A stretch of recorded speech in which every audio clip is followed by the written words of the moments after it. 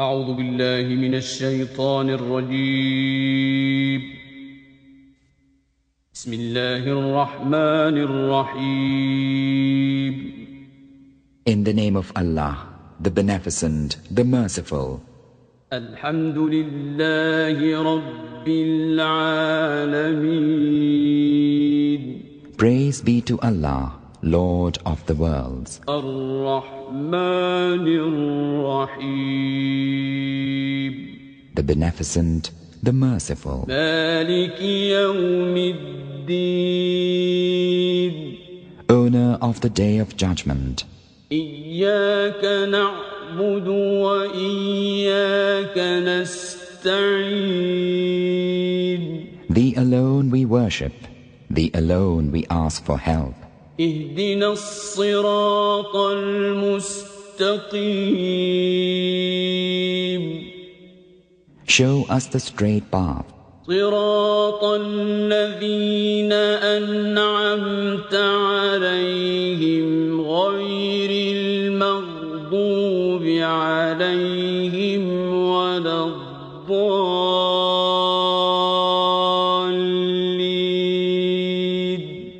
The path of those whom Thou hast favored, not the path of those who earn Thine anger, nor of those who go astray. بسم الله الرحمن الرحيم. اللهم كن لوليك الحجة ابن الحسن صلواتك عليه وعلى آبائه في هذه الساعة وفي كل ساعة وليا وحافظا وقائدا وناصرا ودليلا وعينا حتى تسكنه أرضك طوعا وتمتعه فيها طويلا. انسان کے حوالے سے غور و فکر میں چل رہی تھی اور یہ بیان کیا گیا تھا کہ انسان اگر پروردگار عالم نے اس کے جسم میں بنائی ہوئی ہڈیوں کے اوپر غور و فکر کرے یا اسی طرح سے اس کے جسم میں پائی جانے والی رگوں کے اوپر غور و فکر کرے تو خود محسوس کرے گا کہ پروردگار عالم نے کس عجیب و غریب انداز سے اس کے اندر ہڈیوں کو خلق کیا ہے اور کس عجیب و غریب انداز سے اس کے اندر رگوں کو خلق کیا ہے. آج کی گفتگو جو ہے وہ ہماری انسان کی خلقت میں جو سب سے اہم کردار انسان کے جسم میں ہوتا ہے وہ اس کے سر کا ہوتا ہے اور سر کے حوالے سے گفتگو ہے کہ انسان جو ہے وہ غور و فکر کرے کہ پروردگار عالم نے اس کے سر کو کس طرح سے خلق کیا ہے کہ دیکھیں کہ سر کے اندر پروردگار عالم نے ہوا سے خمس کی ساری صلاحیتیں اسی میں رکھ دی ہیں کہ انسان اگر دیکھتا ہے تو دیکھنے کا عضو بھی اسی سر کے اندر ہے. انسان اگر چکھتا ہے تو چکھنے کی زبان جو ہے وہ اسی سر کے اندر ہے. انسان اگر سنتا ہے تو سننے کا آلہ کان جو ہے وہ اسی سر کے اندر ہے. یعنی ہوا سے خمس کی حتیٰ کہ سونگنے والی چیز ناک اسی سر کے اندر ہے. صرف چھونے والی چیز کو ہم کہہ سکتے کہ پورا جسم اس حص میں شامل ہوتا ہے مگر ہاتھ جب کسی چیز کو لگتا ہے وہ انسان محسوس کرتا ہے تو بھی اثر میں احساس جو ہے وہ دماغ میں ہوتا ہے تو اس حص کا تعلق بھی جو ہے وہ سر سے ہی ہے. اس لیے کہ اگر انسان کا ہاتھ کسی چیز پہ لگے مگر وہ میسج جو ہے دماغ تک نہ پہنچے تو پھر انسان فیصلہ نہیں کر پاتا کہ وہ چیز جو ہے وہ کس طرح کی ہے. جیسے انسان کا کوئی بھی عضو سن ہو گیا ہو، اس کو کسی چیز پہ رکھتا ہے تو محسوس نہیں کر پاتا کہ وہ کیا ہے. وجہ کیا ہے کہ وہ میسج جو ہے وہ دماغ تک نہیں پہنچتا ہے. تو یہ حواس خمس کی پانچوں چیزیں ہیں. درک کہاں ہوتی ہے؟ دماغ کے اوپر. وہ دماغ کہاں ہے؟ سر کے اندر. تو سر انسان کی جسم کے اندر اس اعتبار سے بھی مرکزی حیثیت رکھتا ہے کہ محسوسات کی ساری چیزیں اسی سر کے اندر ہیں. اور اس کے علاوہ بھی مرکزی حیثیت سر کو اس لیے بھی حاصل ہے کہ مدرکات کی جتنی اشیاء ہیں، مدرکات کی جتنی قسمیں ہیں، وہ بھی ساری اسی سر کے اندر ہوتی ہیں. انسان کے پاس علم، تو علم کہاں جمع ہوتا ہے؟ اسی سر کے اندر. انسان درک کہاں سے کرتا ہے؟ سمجھتا کہاں سے ہے؟ محسوس کہاں سے کرتا ہے؟ جب انسان کسی شے کو دیکھتا ہے. منطق میں یہ ساری باتیں آپ پڑھ چکے ہیں یا پڑھیں گے جنہوں نے نہیں پڑھی وہ، کہ جب انسان کسی چیز کو دیکھتا ہے تو اس چیز کی شکل جو ہے اس کے دماغ میں محفوظ ہو جاتی ہے، اور اسی کو علم کہا جاتا ہے. یا انسان کسی آواز کو سنتا ہے تو وہ آواز اس کے دماغ میں محفوظ ہو جاتی ہے. یا انسان کسی چیز کو چکھتا ہے تو اس کا ٹیسٹ جو ہے وہ اس کے دماغ میں محفوظ ہو جاتا ہے. یا انسان جو کسی کو چھوتا ہے تو وہ چیز گرم ہے یا مثلا جو ہے ٹھنڈی ہے یا مثلا موٹی ہے پتلی ہے، ساری چیز دماغ میں محفوظ ہو جاتی ہے. ویسا انسان کسی کو سونگھتا ہے تو اس کی بو جو ہے وہ دماغ میں محفوظ ہو جاتی ہے. تو یہ ہوا سے خمس سے جو چیز حاصل ہوتی ہے وہ بھی محفوظ دماغ میں ہوتی ہے، اور اسی کو علم کہا جاتا ہے. اور اسی وجہ سے انسان کے پاس جب یہ علم آ جاتا ہے، مثلا زید کی آواز اس نے سنی ہوئی ہے، اس کے بعد کہیں سے بھی آواز آ رہی ہوتی ہے اور سمجھ جاتا ہے یہ آواز کس کی ہے؟ اسی آدمی کی جو اس نے پہلے سنی تھی. اس سے وہ جو آواز باہر سے آ رہی ہوتی ہے اس کو اپنی ذہن کے اندر جو محفوظ آواز ہے اس سے وہ ملاتا ہے، اور ملا کے فیصلہ کر دیتا ہے کہ یہ آواز اس کی ہے. جب کسی کی شکل دیکھتا ہے تو اس کے ذہن میں جو ریکارڈ شکلیں ہیں اس سے وہ ملاتا ہے، اور پھر فیصلہ کرتا ہے کہ یہ فلاں آدمی ہے.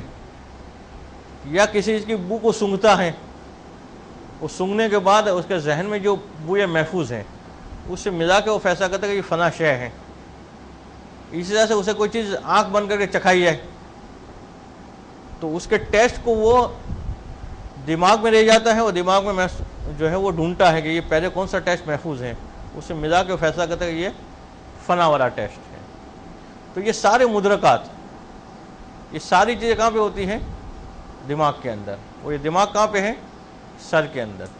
تو پروردگار عالم نے سر کو عجیب و غریب جو ہے خلق کیا کہ اس کو مرکز قرار دیا، ہوا سے خمس کا بھی، ظاہر جو علوم ہے اس کا بھی، اور مدرکات کا بھی، کہ وہ علوم یا وہ چیزیں کہ جو انسان دیکھتا نہیں ہے مگر اسے محسوس کرتا ہے، وہ بھی اسی دماغ کے اندر محفوظ ہوتا ہے. پھر انسان کے دماغ کو پروردگار عالم نے خلق کس طرح سے کیا کہ اس ظاہری سر کے اندر ایک کھوپڑی رکھی. اس کھوپڑی کے اندر اس کھوپڑی کو جو 6 ہڈیوں سے بنایا گیا. 2 ہڈیاں اوپر کی طرف رکھی گئی بطور چھت، اور 4 ہڈیوں سے جو ہے اس کھوپڑی کی دیواریں بنائی گئی.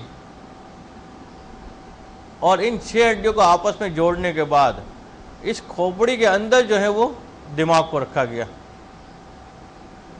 اور پھر ان ہڈیوں کی تخلیق بھی اس طرح سے کی کہ اوپر کی جو ہڈیاں ہیں جس کو چھت کہا جا سکتا ہے کھوپڑی کی، اس کو زیادہ سخت نہیں بنایا، مگر اطراف کی جو دیواریں ہیں اس کو زیادہ سخت بنایا. اور اطراف کی جو دیوار ہے اس میں بھی جو پیچھے کا حصہ ہے انسان کے اس کو جو زیادہ مضبوط بنایا آگے کے حصے کے مقابلے میں. اور پھر چھت جو بنائی ہڈیوں کی اس کے اندر یہ گنجائش رکھی کہ دماغ کے بخارات باہر نکلتے رہیں. اگرچہ ہڈی کی بنی ہوئی ہے مگر اس کے اندر باریک سوراخ ایسے رکھے گئے تاکہ جو ہے بخارات اس کے اندر جمع نہ ہو. اگر یہ جمع ہوتے جاتے تو انسان جو ہے وہ سر کی مختلف بیماریوں میں مبتلا ہو جاتا.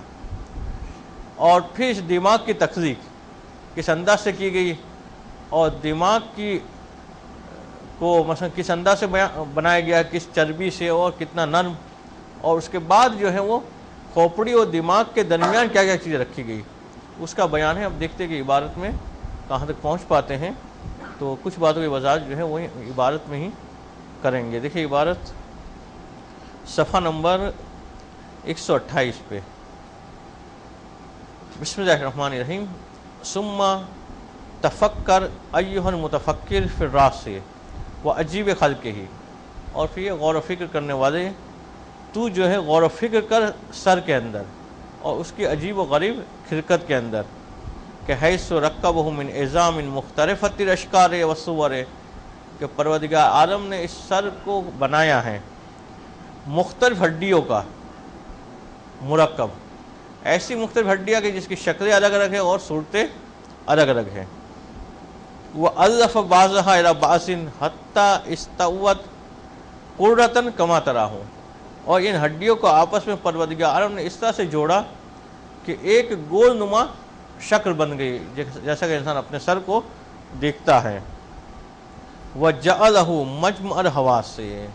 اور اس سر کو جو ہے وہ تمام حواس خمس کے جمع ہونے کا مرکز بنایا کہ جتنے بھی انسان جو ہے حواس خمس سے جتنی چیزوں کو درک کر سکتا ہے اس کا مرکز جو ہے وہ سر کو بنایا. وَرَزَا جَعَلَهُ مُسْتَدِيرًا. اور اسی وجہ سے پروردگار عالم نے سر کو گول نما بنایا.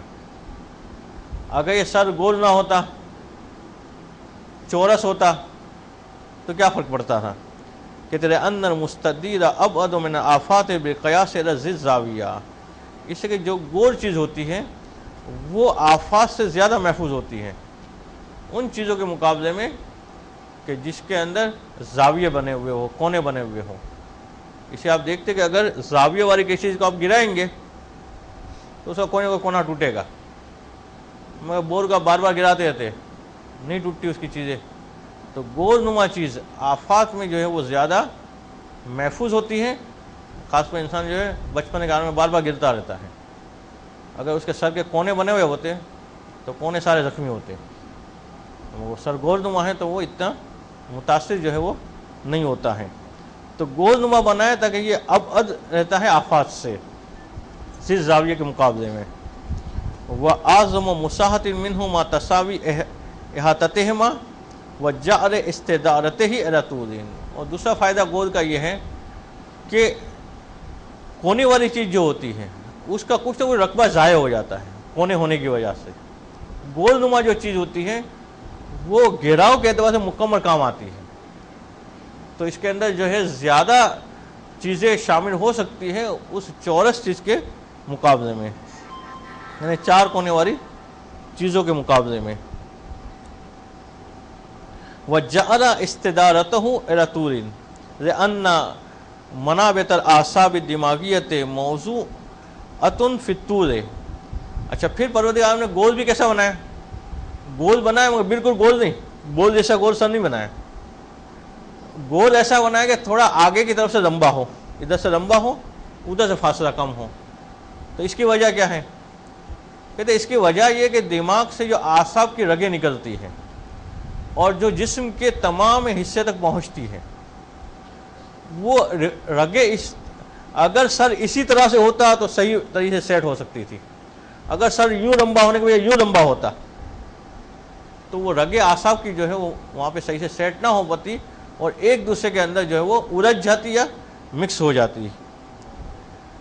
کہ ان منابت الاعصاب الدماغیۃ موضوعۃ فی الطول فلو لم یتسع منبتها لا ازدحمت و انزغمت. تو پھر جو ہے آپس میں الجھ جاتی اور آپس میں جو ہے وہ گچھا بن جاتی. تو اگر رگیں اس طرح سے لمبی ہے اور اگر دماغ یوں لمبا ہوتا تو وہ رگیں جو ہے وہاں پہ صحیح سے فٹ نہیں ہو پاتی. وہ الفا کیفہ من ستۃ اعظم. اور پھر پروردگار عالم نے کھوپڑی کو جو ہے اس سر کے اندر جو کھوپڑی ہے اس کو 6 ہڈیوں سے بنایا. اسنان بے منزلۃ سقف ہے 2 ہڈیاں اس میں چھت کی مانند ہے. وہ اربۃ بے مسابت جدران. اور 4 ہڈیاں جو ہے وہ دیوار کی مانند ہیں کہ چاروں طرف سے گویا دیوار ہے اور 2 طرف سے چھت ہے. وہ وسر بعضها ببعض بالدروز والشؤون. اور پھر پروردگار عالم نے ان 6 کی 6 ہڈیوں کو آپس میں ملایا ہے، اور ملایا بھی کس کے ذریعے سے ہیں؟ درمیان میں باریک، اس کو لفظ اردو میں نہیں آ رہا ذہن میں، عام طور پہ وہ چیز کہ جس سے ایک چیز دوسری چیز سے چپک جاتی ہے، ایسا باریک مادہ کہ جس کا سے ان 2 ہڈیوں کو 4 ہڈیوں سے جو ہے وہ ملایا ہے، کہ جس کی وجہ سے یہ آپس میں متصل ہو گئی اور یہ ہڈیاں ایک دوسرے سے الگ نہیں ہو رہی ہے، نہیں ہو پاتی۔ وَجَعَلَ الْجِدْرَانَ أَسْوَأَ مِنَ الْيَافُوقِ أَزْلِهُ سَقْفُهُ۔ اچھا، اوپر کی جو ہڈی ہے اس کا نام کیا ہے؟ یافوق۔ اب یہ یافوق کی ہڈی جو ہے اس کے مقابلے میں جو دیوار والی ہڈیاں ہیں اس کو زیادہ مضبوط بنائے۔ یافوق بھی مضبوط ہیں مگر یافوق کی مضبوطی اتنی زیادہ نہیں ہے جتنی دیوار کی مضبوطی ہے۔ اس انسان کو جب سر پہ اوپر سے ضرب پڑتی ہے تو زخم زیادہ محسوس ہوتا ہے، اطراف سے جب ضرب پڑتی ہے تو اتنا زخم محسوس نہیں ہوتا ہے۔ کہ لِأَنَّ الصَّدْمَاتِ عَلَيْهَا اکثر، اس سے کہ اطراف سے آنے والے صدمات زیادہ ہوتے ہیں اوپر سے آنے والے صدمات کے مقابلے میں۔ اس سے انسان گرتا ہے تو زیادہ جو ہے وہ اطراف کا حصہ متاثر ہوتا ہے، یا پیچھے کا یا سیدھی طرف کا یا الٹی طرف کا، مگر اوپر کا حصہ بہت کم متاثر ہوتا ہے، مگر کہ کوئی ڈائریکٹ جو ہے الٹی چھلانگ لگائے گرنے کے ارادے سے تو پھر ڈائریکٹ یہ والا حصہ متاثر ہوگا، یا کہ اتفاق سے جا رہا ہے اوپر سے کوئی چیز ڈائریکٹ سر پہ گری۔ مگر زیادہ تر آفات میں جو انسان کا حصہ متاثر ہوتا ہے وہ اطراف والا ہوتا ہے، تو اطراف کی ہڈیوں کو زیادہ مضبوط بنایا۔ دوسری وجہ کہ اوپر کی ہڈی کیوں مثلا جو ہے وہ نرم ہے اطراف کی ہڈیوں کے مقابلے میں، تو دوسری وجہ بتا رہے کہ وہ تخلخل اليافوق مما لا بد منه لخروج الابخرة المتحررة وعدم سكره على الدماغ۔ اور دوسری وجہ یہ ہے کہ تاکہ وہ بخارات کہ جو دماغ کے اندر پیدا ہوتے ہیں، اس سے دماغ کے اندر مسلسل حرکت فکریہ چلتی ہے، اور ہر حرکت کرنے والی چیز جو ہے وہ گرمی پیدا کرتی ہے۔ کوئی بھی چیز جامد ہوگی وہ گرمی پیدا نہیں کرے گی، حرکت پیدا، جس چیز میں بھی حرکت ہوگی اس میں جو ہے گرمی پیدا ہوگی۔ اب جب دماغ میں مسلسل فکر چل رہی ہے، حرکت چل رہی ہے، تو اس سے جو گرمی پیدا ہوگی اس کے بخارات کو نکلنے کے لیے اوپر کے حصے سے آسانی ہو کہ وہ دماغ کے بخارات اوپر سے باہر آ جائے۔ وہ فائدۃ الدروس ان تخرج منها الافکرۃ المتحررۃ فی الدماغ لان لا یؤذی مقصها الى الصداع وغیرہ من امراض دماغیت، کہ اگر یہ بخارات وہیں پڑے رہتے تو ہو سکتا تھا کہ انسان جو ہے وہ سر درد میں یا اس قسم کی بیماریوں میں مبتلا ہو جاتا۔ تو یہ بخارات وہاں سے خارج ہوتے رہیں، اس لیے اوپر کی ہڈی کو، کھوپڑی کی اوپر کی ہڈی کو اطراف کی ہڈی کے مقابلے میں جو ہے تھوڑی سی نرم بنائے، یعنی بالکل نرم نہیں ہے باقی ہڈیوں کی طرح مگر اس کے مقابلے میں۔ اور پھر جو ہے وہ اوپر کے حصے میں اور ان ہڈیوں میں ہر جگہ باریک سوراخ رکھے، ایسے باریک سوراخ کہ ویسے دیکھا جائے تو اس سوراخ سے اندر کوئی چیز داخل نہیں ہو سکتی، ایسا نہیں نہانے بیٹھے ہو پانی اندر چلا جاتا مگر انہی سوراخ سے باز نکلتے ہیں، باز نکل رہے وہی سوراخ سے، تو اندر کی چیز باہر آ رہی ہے مگر باہر کی چیز اندر نہیں جا رہی، تو یہ ایسے سوراخ بنائے تاکہ یہ بخارات ان باروں کے ذریعے سے باہر نکلتے رہیں مگر باہر کی کوئی چیز جو اندر نہ پہنچے۔ وَجَعَلَ أَصْبَ الْجِدْرَانِ مُؤَخِّرَهَا لِأَنَّهُ غَائِبٌ عَنِ الْبَصَرِ فَلَا يَحْرِسُهُ فَاحْتَاجَ إِلَى زِيَادَةِ وَسَاقَةٍ۔ اور پھر پروردگار عالم نے یہ اطراف کی ہڈیوں میں بھی سب سے زیادہ مضبوط ہڈی بنائی پیچھے کی طرف کی، کہ انسان کے پیچھے کی طرف کی ہڈی وہ سب سے زیادہ مضبوط ہے۔ اس کی وجہ کیا ہے؟ اس لیے انسان سب سے زیادہ دیکھ پاتا ہے سامنے کی طرف، اس کے بعد دیکھ پاتا ہے سیدھی طرف اور الٹی طرف، مگر پیچھے کی طرف نہیں دیکھ پاتا۔ تو سامنے کی طرف سے اگر کوئی آفت آئی وہ اپنے سر کو بچا لے گا، اطراف سے آفت آئی کافی حد تک بچا لے گا، سیدھی طرف سے یا الٹی طرف سے۔ پیچھے سے اگر آفت آئی تو انسان آسانی سے نہیں بچا پاتا، تو پروردگار نے پیچھے کی ہڈی کو زیادہ مضبوط رکھا تاکہ پیچھے سے آفات آنے والی جو ہے وہ خود ہڈی روک رہے، اس لیے کہ انسان دیکھ نہیں پا رہا ہے، ایک دم سے پیچھے سے کوئی چیز آ سکتی ہے، تو اس حصے کو جو ہے زیادہ مضبوط خلق کیا۔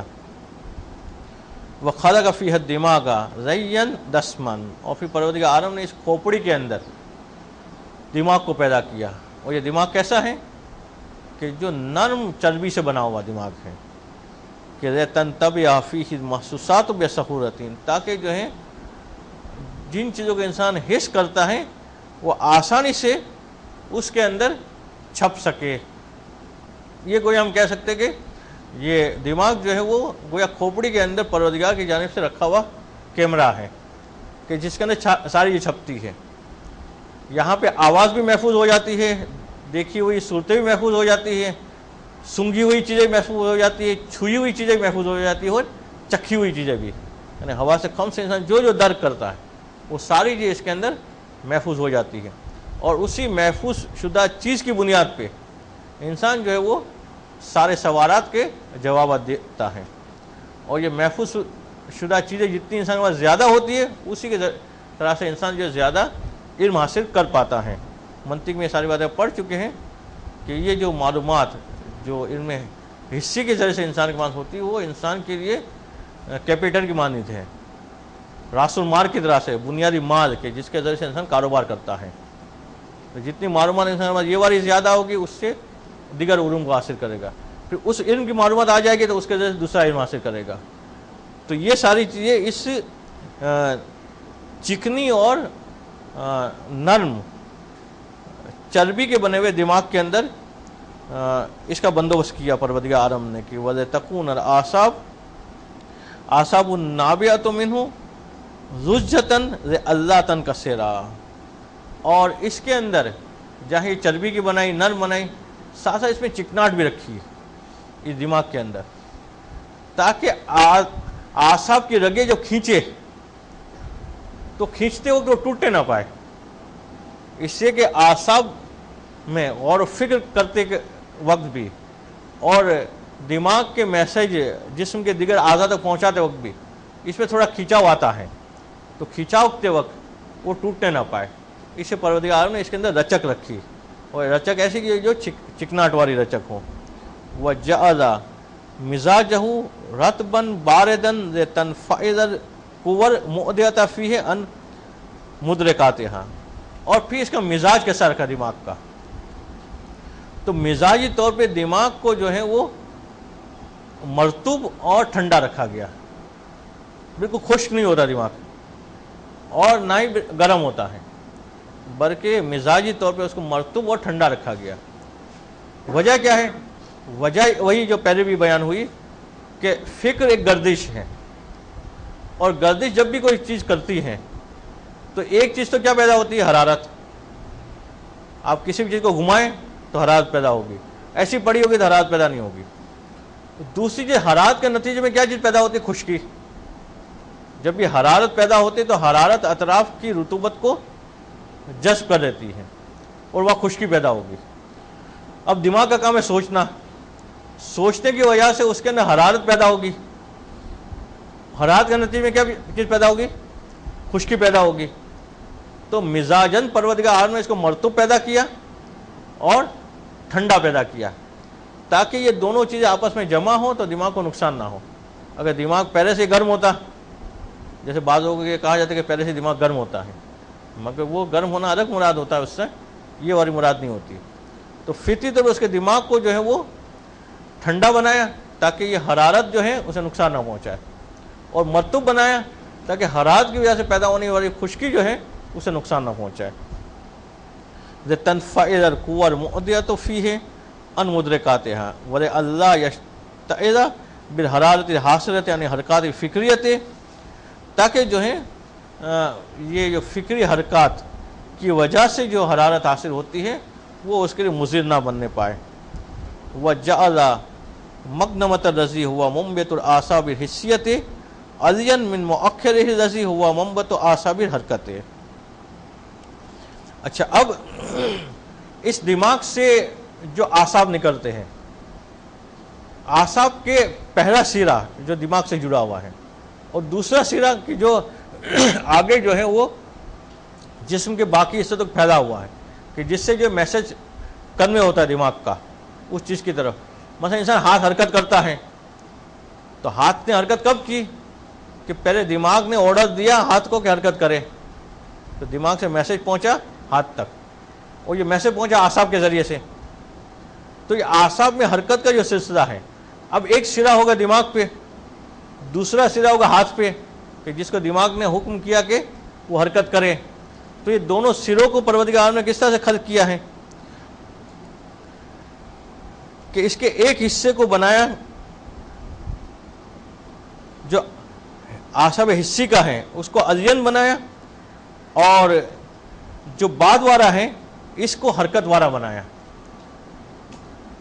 یعنی رشتہ اس طرح سے دماغ سے جڑا کہ وہ اعصاب کہ جہاں سے میسج جانا تھا، شروع میں وہ حرکت نہیں ہے، وہ چیز دماغ سے جڑی ہوئی ہے مگر نرمی کے ساتھ ہے، مگر جہاں پہ جا کے اس کو کرنا ہے، میسج کرنا ہے، اس کو حرکت دینے والا قرار دیا، تاکہ دماغ سے وہ میسج جائے گا تو ایسا نہیں کہ دماغ ہلے گا، وہاں پہ وہ چیز نہیں رہے گی، مگر وہ اعصاب کا میسج جس حصے پہ جائے گا اس حصے کے اندر جو حرکت آئے گی، وہ حصہ جو ہے وہ آگے پیچھے ہوگا، کہ اس ایک سرے میں حرکت رکھی اور ایک سرے میں جو ہے وہ نرمی رکھی ہے. اگر حرکت وہیں سے شروع ہو جاتی تو جیسے دماغ نے ہلنے کا کہا وہ دماغ ہلنے لگتا، سر ہلنے لگتا، مگر وہاں حرکت نہیں رکھی، وہاں سے میسج پہنچا اور اس عضو کو کہ جس کو حرکت دینے کا کہا اس کے اندر جو ہے حرکت آنا شروع ہوئی.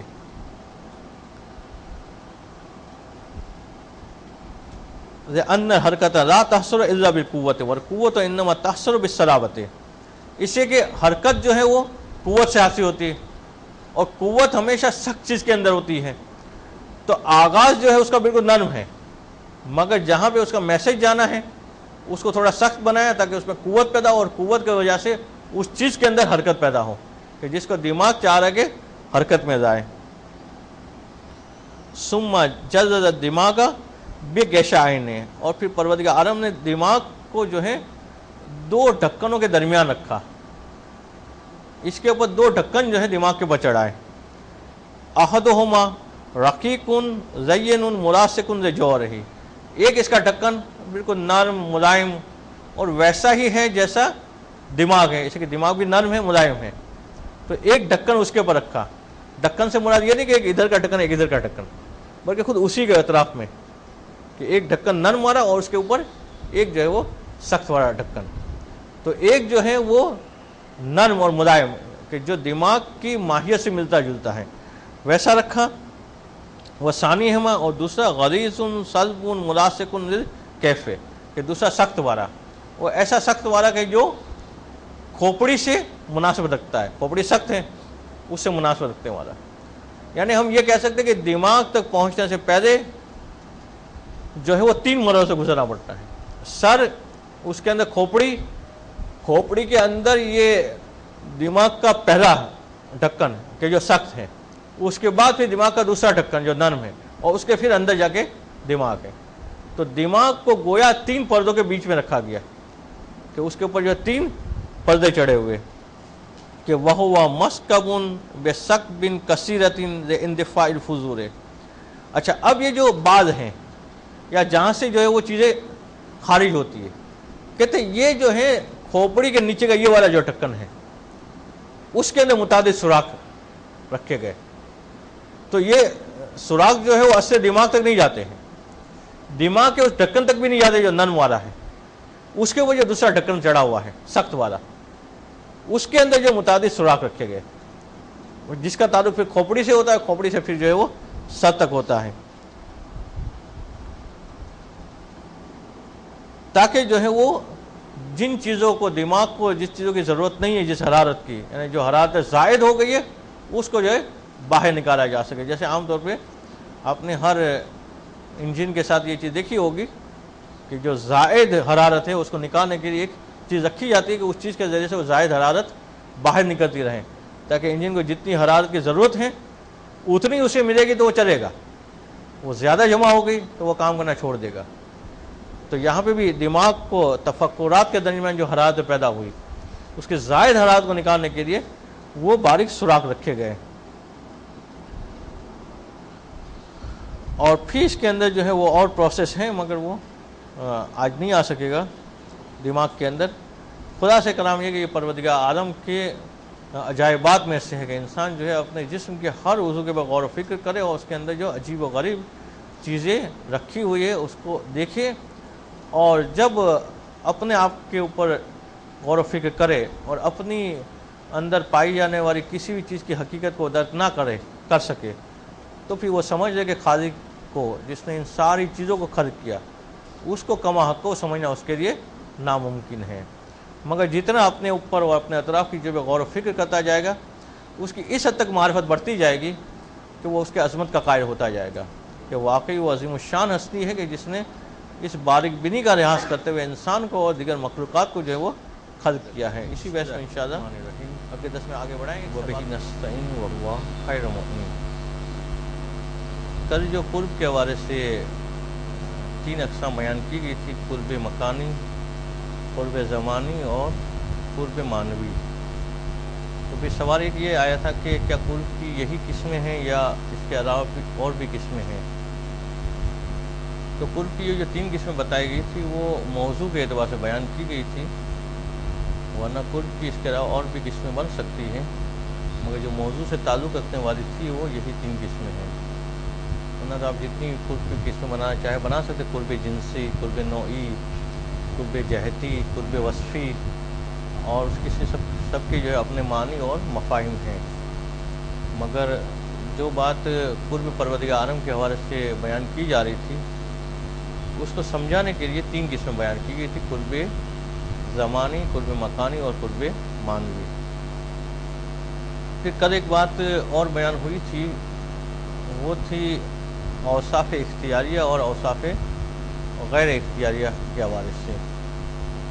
اس سے مربوط ایک نقطہ اور ہے، وہ اس کا تعلق ہے افعال سے، کہ جس طرح سے انسان کے اوصاف بھی اختیاری اور اضطراری ہوتے ہیں، اسی طرح سے انسان کے افعال بھی بعض افعال اختیاری ہوتے ہیں اور بعض افعال غیر اختیاری ہوتے ہیں۔ افعال اختیاریہ میں انسان کی سرزنش ہوتی ہے اگر وہ برا کام ہو، اور افعال اختیاریہ کے اندر انسان کی تعریف ہوتی ہے اگر وہ اچھا کام ہو تو۔ اور افعال غیر اختیاریہ میں عام طور پہ انسان کی سرزنش نہیں ہوتی ہے اور نہ ہی اس کی تعریف ہوتی ہے، کہ بغیر اختیار کے انسان کے کسی ہاتھ سے جو ہے کوئی چیز گر جائے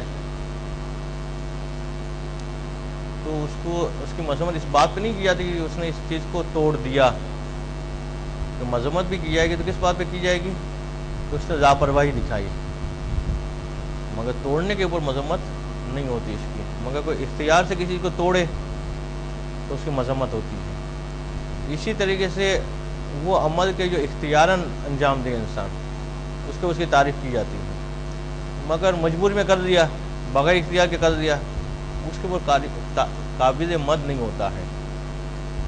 تو اوصاف کی طرح سے افعال میں بھی یہ قسمیں آتی ہیں، اختیاری اور غیر اختیاری، اور احکام شریعہ کا تعلق عام طور سے جو ہے افعال اختیاریہ سے ہوتے ہیں، غیر اختیاری سے تعلق نہیں ہوتے ہیں۔ وہ بھی افعال اختیاریہ جو مکلف کے ہوں، ورنہ غیر مکلف اگر اختیاری طور پہ کرے تب بھی ضروری نہیں اس کے اوپر وظیفہ آئے۔ مثلا جیسے بچہ ہے، حالت اختیار میں نماز کو ترک کرتا ہے، اس کو کوئی گناہ نہیں ہے جب تک کہ وہ مکلف نہ بن جائے، جب تک کہ بالغ نہ بن جائے۔ تو کلی طور پہ یہ نہیں کہہ سکتے کہ افعال اختیاریہ سارے کے سارے ایسے ہیں کہ جس کے اوپر احکام شریعت آتے ہیں، مکلف ہونے کے بعد افعال اختیاریہ کے اوپر احکام شریعت آتے ہیں۔ البتہ نابالغ بچوں میں بھی بعض احکام وضعیہ آتے ہیں، تو یہ چیز اپنے مقام پہ ذہن میں رہے کہ احکام تکلیفیہ کے حوالے سے بات ہو رہی ہے کہ احکام تکلیفیہ فقط و فقط جو ہے وہ اختیار سے مربوط ہیں، ان احکام وضعیہ وہ غیر اختیاری افعال پر بھی آ سکتے ہیں، کہ ہم نے جو ہے غلطی سے کسی کو نقصان پہنچا دیا، ہو سکتا ہے حکم شرعی ہو کہ اس غلطی کا ازالہ کیا جائے، تو حکم وضعیہ آ سکتا ہے۔ یہ حکم تکلیفی کے حوالے سے بات تھی۔ خیر یہ تو وہ باتیں تھی جو کل کے درس سے مربوط تھی۔ آج جو بات مصنف بیان کر رہے ہیں وہ یہ کہ جو غور و فکر کی بات ہوئی تو ذات پروردگار عالم کے حوالے سے تو بالکل غور و فکر نہیں کرنا ہے ہمیں، ذات کے حوالے سے غور و فکر کرنے کا روایات میں سختی سے منع کیا گیا ہے، اور خود وہ فلسفی بھی کہ جو توحید پرست تھے وہ بھی یہی کہتے ہیں کہ ذات پروردگار عالم پہ غور کرنا گمراہی کا سبب بن سکتا ہے۔ اسے انسان کو جو غور و فکر کرنا ہے وہ اوصاف پروردگار عالم کے حوالے سے کرنا ہے۔ اگر ہم دیکھتے کہ بعض صدیقین اور صالحین بعض باتیں ذات پروردگار عالم کے حوالے سے بتاتے ہیں، تو وہ بھی ہم یہ نہیں کہہ سکتے کہ انہوں نے کوئی ذات پروردگار عالم کے حوالے سے غور و فکر کیا ہے اور غور و فکر کے نتیجے میں کوئی بات ان کو پتہ چلی ہے، یہ ہم نہیں کہہ سکتے، بلکہ ان کے پاس جو معلومات ہیں وہ بھی وحی کے ذریعے سے آئی ہوئی معلومات ہیں۔ انہوں غور و فکر کے ذریعے سے آئی ہوئی معلومات وہ ذات کے حوالے سے نہیں دے سکتے ہیں۔ اور صدیقین کے لیے بھی ایسا ہی ہے ذات کے حوالے سے غور و فکر کرنا جیسے انسان کے لیے سورج کی طرف دیکھنا، نگاہ اٹھا تو سکتا ہے وہ مگر ٹکا نہیں سکتا۔ اگر نگاہ کو سورج کے سامنے مسلسل جگہ رکھے گا تو اس کی روشنی جو ہے وہ ظاہر ہو سکتی ہے۔ اسی طرح ذات پروردگار عالم کے اوپر غور و فکر کرنے کے لیے نگاہ کو ٹکا کے رکھے گا تو اس کی عقل جو ہے وہ ظاہر ہو سکتی ہے۔ تو ذات کے حوالے سے غور نہیں کرنا ہے، صفات کے حوالے سے اور پروردگار عالم نے جو خلق چیزیں کی ہیں اس کے حوالے سے غور و فکر کرنا ہے۔ اس کے بعد دوسرا نقطہ جو مصنف بتاتے ہیں وہ یہ کہ غور و فکر میں مرکزی حیثیت حاصل ہے کہ انسان اپنے کردار کے بارے میں غور و فکر کرے، اپنے اندر پائی جانے والی برائیوں اور اچھائیوں کے بارے میں غور و فکر کرے، اور یہ دیکھے کہ کون کون سی برائیاں اس کے اندر ہیں اور پھر اس کو دور کرنے کے لیے اپنے آپ کو آگے بڑھائے۔ اس مرحلے میں بعض اوقات انسان کا نفس اس سے دھوکہ دیتا ہے، تو نفس کے دھوکے میں بھی نہ آئے۔ انسان سوچتا ہے اور کہتا ہے کہ مجھ میں جو ہے کبر نہیں ہے، مجھ میں غرور پیدا نہیں ہوتا ہے، جبکہ غرور ہوتا ہے اس کے قلب میں۔ اب چیک کیسے کرے کہ اس کا نفس اس کو دھوکہ تو نہیں دے رہا ہے، جبکہ وہ تو دعویٰ کر رہا ہے کہ نہیں مجھ میں کبر نہیں ہے۔ کہتے اب اپنے آپ کو آزمانا ہوتا ہے، ایسے کام کرے وہ کہ جس کے ذریعے سے اسے پتہ چل جائے کہ اس کے اندر تکبر ہے یا نہیں ہے۔ لکڑی کی گٹھری سر پہ اٹھائیں اور بازار میں نکل پڑے، مشکیزہ اٹھائیں پانی کا اور بازار میں نکل پڑے۔ اگر کبر ہوگا تو اچھا محسوس نہیں ہو رہا ہوگا، کبر ختم ہو گیا ہوگا تو جو ہے وہ اس میں انسان کو کوئی عیب نظر نہیں آئے گا۔ البتہ ان باتوں کو بھی جو ہے اس قید کے ساتھ دیا جائے گا کہ انسان ایسا کام نہیں کرے گا کہ جو اس کی شان کے منافی ہو، اس کی عین شان کے مطابق اگر کوئی کام کرنے میں اسے شرم محسوس ہو رہی ہے اس کا ابھی بھی کبر باقی ہے۔ اس سے حسد، اس سمجھتا ہے کہ اس کے دل میں کوئی حسد نہیں ہے، تو اب جو اس کا دشمن ہے، جیسے کہ ہر آدمی کے لیے ذہن میں اس نے کچھ نہ کچھ لوگوں کو دشمن بنایا ہوتا ہے، وہ دشمن کے جو خدا کی وجہ سے ہوں وہ تو صحیح ہے اپنے مقام پہ، وہ دشمن جو رسول کی وجہ سے ہوں، جن لوگوں کو دشمن بنایا ہے اسے کہ وہ رسول کے دشمن تھے، وہ تو صحیح ہے اپنے مقام پہ۔ کچھ لوگوں کو انسان اپنی ذات کے اختلاف کی وجہ سے دشمن بناتا ہے۔ کہتے اگر حسد ختم ہو گیا ہے تو اب تصور میں رہا ہے کہ اس کو فائدہ حاصل ہو رہا ہے۔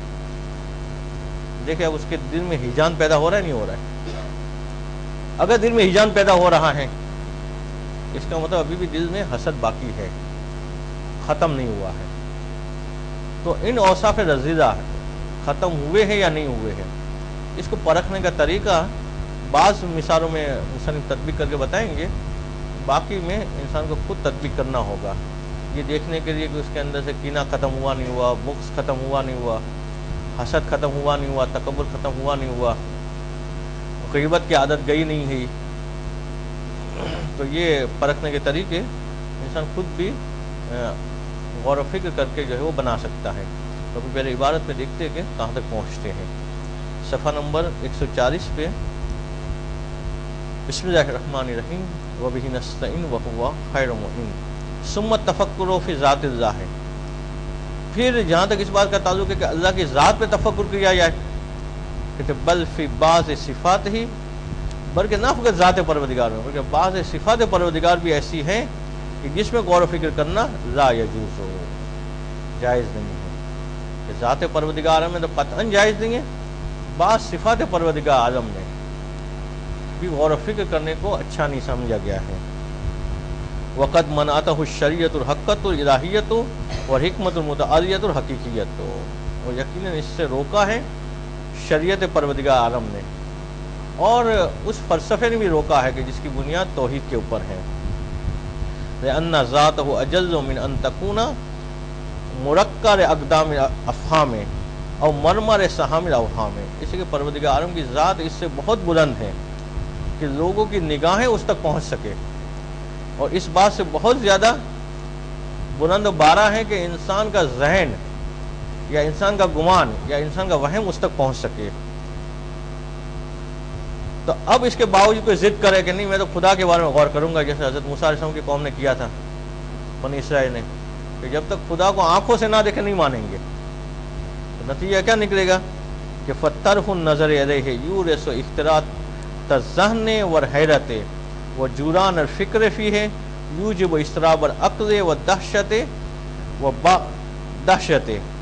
کہتے اگر یہ والا کام کیا اس کے باوجود ان چکر میں پڑے رہے تو سبب بنے گا کہ ذہن منتشر ہو جائے گا، انسان جو ہے وہ حیرت میں مبتلا ہوگا، ایسی حیرت کہ جو اسے پاگل پن تک جو ہے وہ کھینچ کے لے جائے گی، اور فکر مضطرب ہو جائے گی کہ جس کا اضطراب اس کے عقل تک پہنچے گا، اور وہ دہشت کے عالم میں ایک ڈرپوک پاگل سا بن جائے گا۔ اب جو کہا جاتا ہے کہ بعض صدیقین یہ والے کام کرتے تھے، تو یہ نسبت تام نہیں ہے کہ بعض صدیقین یہ کام کرتے تھے، بلکہ وہ اگر ذات پروردگار عالم کے حوالے سے کوئی بات بیان کرتے تھے تو وہی کے تابع ہو کے، اس لیے کہ ان کے لیے وہی مسئلہ تھا جو عام انسانوں کے لیے ہے، کہ صدیقین بھی سورج کی طرف نگاہ نہیں کر سکتے، تو ذات پروردگار عالم کو درک کرنا یہ ممکنات میں سے نہیں ہے کہ اس کو سمجھ پائے انسان۔ کہ وہ بعض صدیقین متجردین ان جلبان بدن لو اتاقوا الیہ مد البصر فانما هو کالبرق الخاطف، کہ اگر کہا جاتا ہے کہ بعض صدیقین یہ قوت رکھتے تھے اور طاقت رکھتے تھے کہ نگاہ کو ذات پروردگار عالم کی طرف اٹھا سکے، تو کہتے یہ فقط اس حد تک تھا کہ جتنا وقت لگتا ہے پلک جھپکنے کا، معمولی سی مقدار، یعنی گویا ان کی معرفت جو ہے عام لوگوں سے بڑھ کر تھی، یعنی کہ وہ ذات پروردگار عالم کو سمجھ پائے تھے۔ وَلَوْ تَجَاوَزُوا عَنْ ذَلِكَ لَاحْتَرَقُوا مِنْ سِبْحَاتِ وَجْهِهِ وَحَالُ الصِّدِّقِينَ فِي ذَلِكَ كَحَالِ الْإِنسَانِ فِي النَّظَرِ إِلَى الشَّمْسِ، اور اگر اس سے زیادہ تجاوز کرتے اس صدیقین تو یہ جل کے راکھ ہو جاتے۔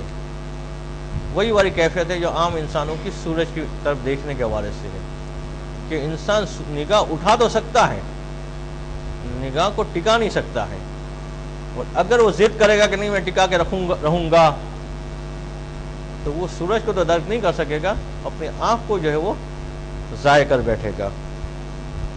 کہ فَإِنَّهُ وَإِنْ قَدَرَ عَلَى مَدِّ الْبَصَرِ إِلَيْهَا، اگر یہ انسان قادر ہے کہ نگاہ اٹھائے سورج کی طرف، إِلَّا أَنَّ إِدَامَتْهُ يُورِثُ الضَّعْفَ وَالْعَمْشَ، مگر اگر اس کو ٹکا کے رکھے گا، آنکھ کو ہٹائے گا نہیں سورج سے، تو یا تو اس کی روشنی کم ہو جائے گی یا ضائع ہو جائے گی۔ بل لا مشابہۃ بین حالین، بلکہ ان دونوں حالت میں بھی کوئی مشابہت نہیں ہے۔ سورج کے سامنے انسان نظر اٹھا کے دیکھ تو سکتا ہے کہ سورج ہے کیا، ذات پروردگار عالم کے بارے میں یہ بھی تصور نہیں کیا جا سکتا، یہ بھی جو ہے وہ ممکنات میں سے نہیں ہے۔ تو اب ذات پروردگار عالم کے بارے میں تو غور نہیں کرنا ہے، تو اب محدود ہو گیا، غور کس پہ کرنا ہے؟ بعض صفات پروردگار عالم کے مخلوقات اور انسان کے اپنے آپ کے بارے میں انسان غور کرے اپنے سلسلے میں، کہ وَلَمَّا كَانَ التَّفَكُّرُ فِي ذَاتِهِ تَعَالَى مَذْمُومًا، کہ جب ذات پروردگار عالم کے سلسلے میں غور کرنا مذموم ہو گیا تو فَانْحَصَرَ التَّفَكُّرُ الْمَمْدُوحُ فِي التَّفَكُّرِ فِي عَجَائِبِ صُنْعِهِ وَبَدَائِعِ خَلْقِهِ، تو اب تفکر ممدو والا، ممدو یعنی جو اچھا تفکر ہے.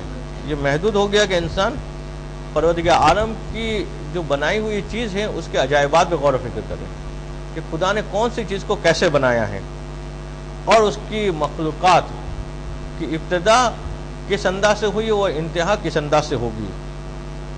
وقت تقدمہ، اور کچھ باتیں اس کے بارے سے گزر گئی کہ جس میں کئی اشیاء کے بارے میں مصنف نے مثالیں دی تھی کہ اس کے اندر کیا کیا عجائبات پائی جا رہی ہے. تو پہلی چیز غور و فکر کرنے میں پروردگار عالم کی مخلوقات کے بارے میں. دوسری چیز کہ تو وفیما یقرب العبد الی اللہ من الفضائل الخلقیۃ والطاعات العصبیۃ. دوسری چیز غور و فکر کرنا ہے ان باتوں کے بارے میں کہ جو اللہ سے قریب کر دے،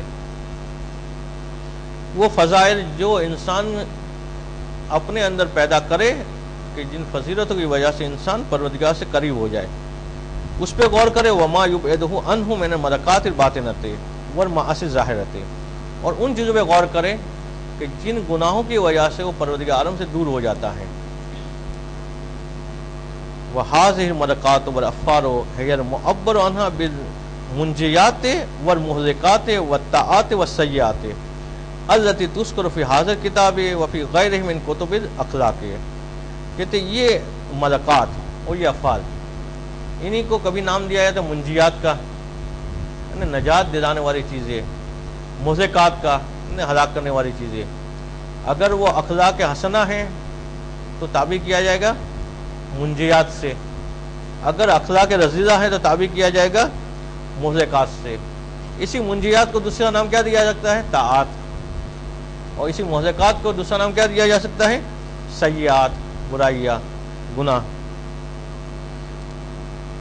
تو چاہے منجیات و مہلکات کہیں، چاہے طاعات تو سیئات کہیں، ان کے اوپر انسان کو غور کرنا ہے کہ کون سی چیزیں اطاعت والی کہ جس پہ میں عمل کروں تو خدا سے قریب ہو جاؤں، اور کون سی چیزیں ہلاک کرنے والی ہے کہ جس کو اگر میں نے انجام دیا تو میں پروردگار عالم سے دور ہو جاؤں گا. والمراد بالتفکر فیہا ہاؤنا ان یتفکر العبد فی کل یوم ولیلۃ فی وقت واحد او اوقات متعددۃ فی اخلاق الباطنۃ و اعمال الظاہرۃ. اب طریقہ بتا رہے کہ کیسے غور کرنا ہے.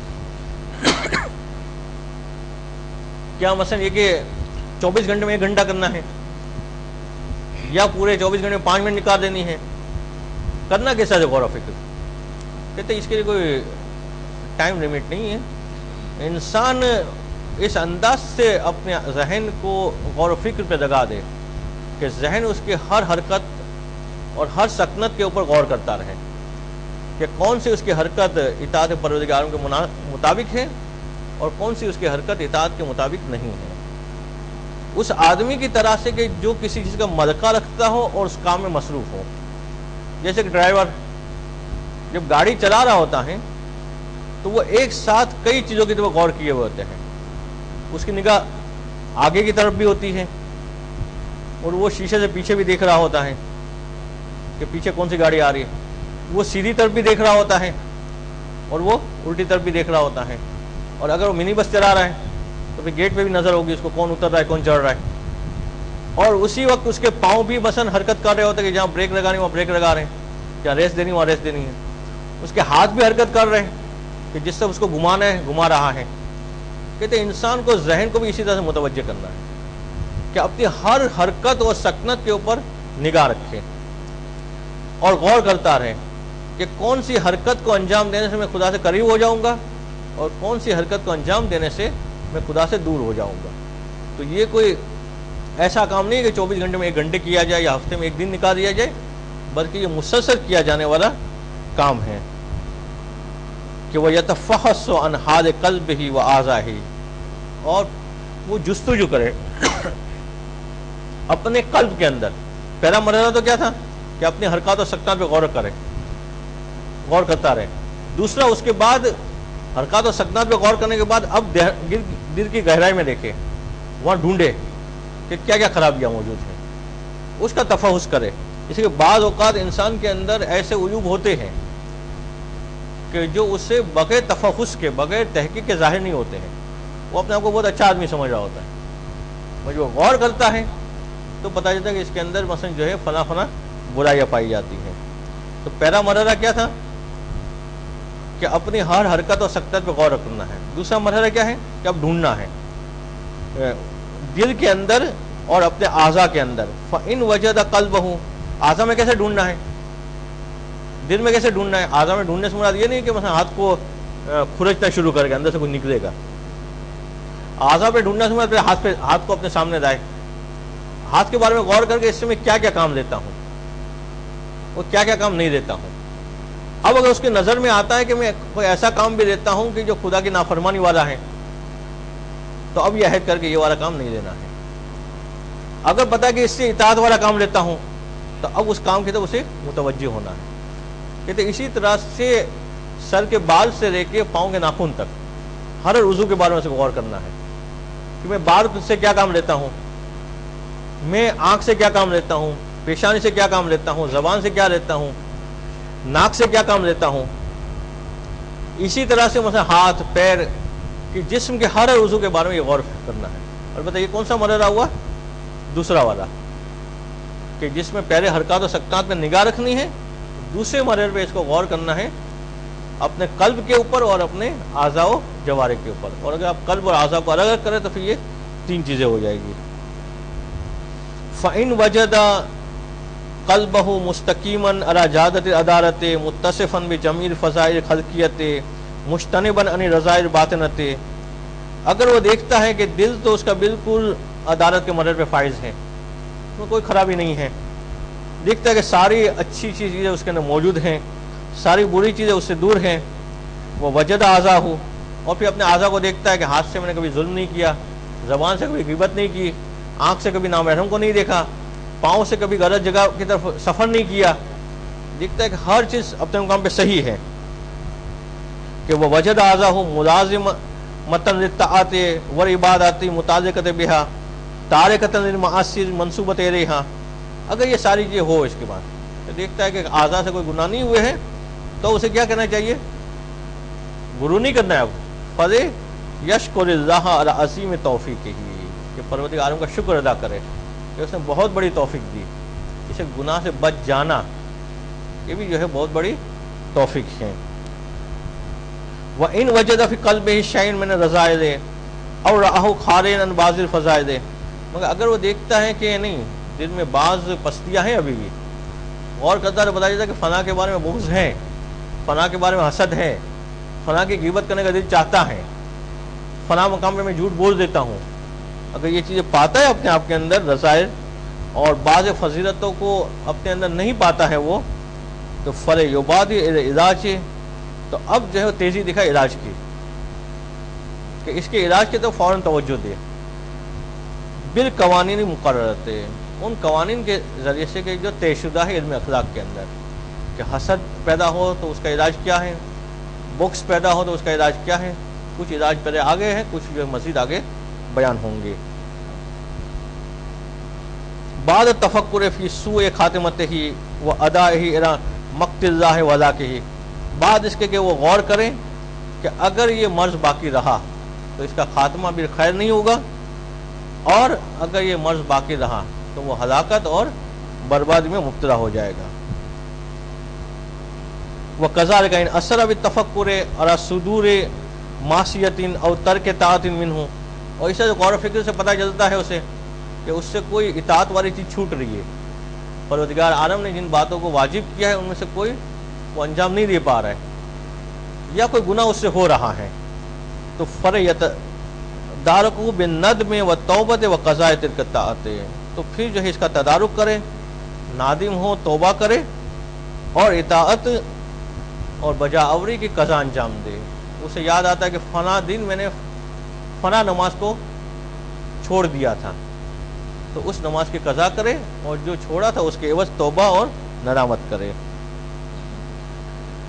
اب اس کے بعد جو مصنف بیان کریں گے اس کو اب کل ہی شروع کریں گے, کہ جس میں ہر برائی کے حوالے سے ہے, کہ پہلے تو دیکھیں کہ کون کون سی برائیاں ہیں, اور اس میں پھر پرکھنے کا طریقہ. پہلے مرحلے میں تو نفس سے پوچھے گا, نفس نے خود ہی اقرار کر لیا کہ ہاں مجھ میں یہ پستی ہے, پھر تو معاملہ آسان ہو جائے گا. اگر نفس نے اقرار نہیں کیا تو کیا نفس کی بات مان لے کہ ہاں یہ برائی نہیں ہے, یہ ہے کہ نہیں, پھر تحقیق کرے اور پھر تحقیق کرنے کا طریقہ جو ہوگا وہ انشاءاللہ کل بیان ہوگا. صلوات پڑھیں محمد.